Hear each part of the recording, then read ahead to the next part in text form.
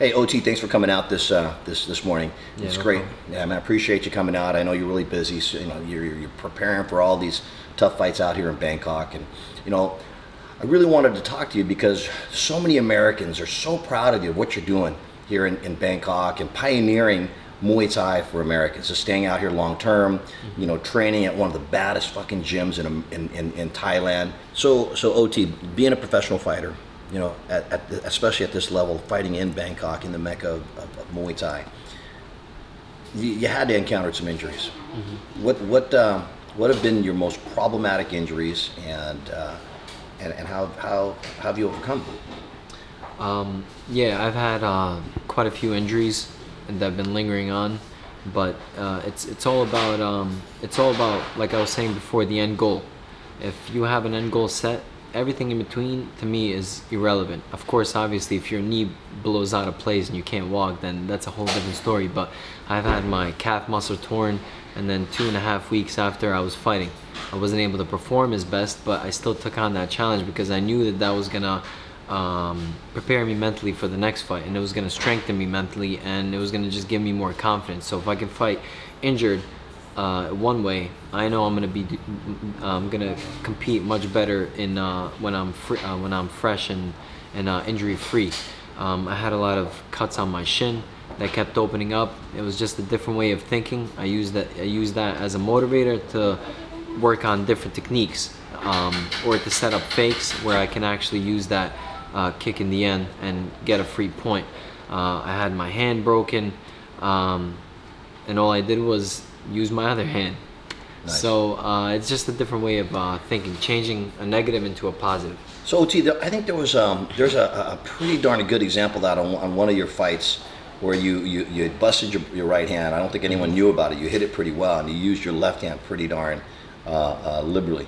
Do you remember who that was against? Yeah, that was against a Thai fighter. It was maybe about 2 years ago. Okay. And the same thing. I wasn't able to use my right arm, and I had actually an injury, a nerve injury in my left arm as well. Shit. So I just had to pretty much force myself and continue moving forward, and I ended up winning that fight as well by knockout. Yeah. So it's just a different way of thinking, and I believe that most people can think in this way. They can just almost like force themselves and not give themselves any other choice but to persevere. Right. And that's what I got to ask you, because there's so many fighters when they encounter an injury, and it, depending on what level of severity it is, a lot of these fighters they go through this depression. Have you ever encountered that? Have you ever fallen into depression because of injury? Yeah, you start feeling bad for yourself, but for me, it can't last more than a day, 2 days, because then I'm just wasting my time. So you have to be able to manage that time and say to yourself, look, it's either I end up feeling bad for myself, or I'm gonna again think slightly different and try to do my best to turn it into positive and continue on with my life, trying to achieve that end goal that I've set. So that's pretty much it, how my mentality works. Yeah, that is huge, for our viewers at home. That is absolutely huge, because I hear that so commonly. People, even in the amateur ranks, they get injured, even the smoker level, and they fall into this funk, and they never get back on their feet again because they've fallen in this funk, and they feel they're never the same.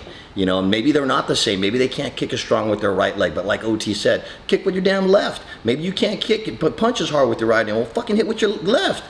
So again, this is gold, absolutely oro, bro, oro, right? So we appreciate everything that you're giving and downloading to us, OT. Thank you. One last thing. That's pretty much the only difference between somebody who's high level and I'm not just talking about Muay Thai. I'm talking about anything that you do at a high level, and versus somebody that has an elite mentality versus an average mentality. That's it. Somebody with an average mentality is gonna sit there and be upset about it. Somebody with a high mentality or elite level mentality is gonna figure out a way around it, and that's literally the only difference. Please like, comment, subscribe, and share.